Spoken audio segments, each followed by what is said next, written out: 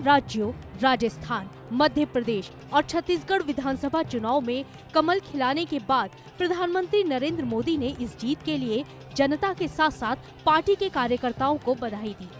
BJP headquarter में party कार्यकर्ताओं को उनकी मेहनत के लिए बधाई देते हुए पीएम मोदी ने कहा कि इस बार मैंने चुनाव में अपना नियम तोड़ दिया है। प्रधानमंत्री ने कहा कि मैं भविष्यवाणियां नहीं करता, लेकिन इस बार की थी। अब आप भी सुनिए कि प्रधानमंत्री किस भविष्यवाणी की बात कर रहे थे। मैं हमेशा भविष्यवाणियों से दूर रहा। मैं कभी वादे और बड़ी बड़ी घोषणाएं नहीं करता हूं। इतने साल हो गए, कभी नहीं करता। लेकिन इस बार चुनाव में मैंने अपना ये नियम भी तोड़ा था।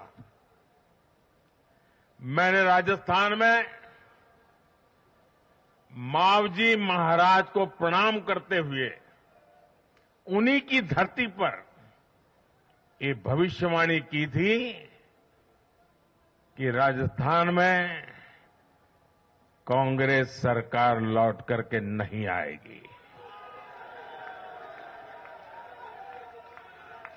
मैं भविष्यवेत्ता नहीं हूं, लेकिन मेरा राजस्थान के लोगों पर भरोसा था, वहां की जनता पर भरोसा था, और आज हम नतीजे देख रहे हैं।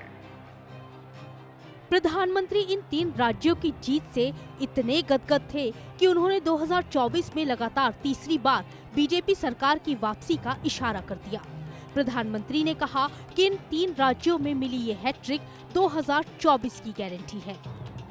और कुछ लोग तो कह रहे हैं कि आज की इस हैट्रिक ने 24 की हैट्रिक की गारंटी दे दी है। अपने संबोधन में प्रधानमंत्री ने कांग्रेस समेत तमाम विपक्षी पार्टियों पर जमकर निशाना साधा और विपक्ष को सुधरने की चेतावनी भी दे दी। प्रधानमंत्री ने कहा कि अब देश को बांटने वाली ताकतें एड़ी चोटी का जोर लगा देंगी, लेकिन हमें सावधान रहना होगा। देश को बांटने वाली ताकतें अब एड़ी चोटी का जोर लगाएगी। समाज में खाई पैदा करने वाले अब नए मौके तलाशेंगे।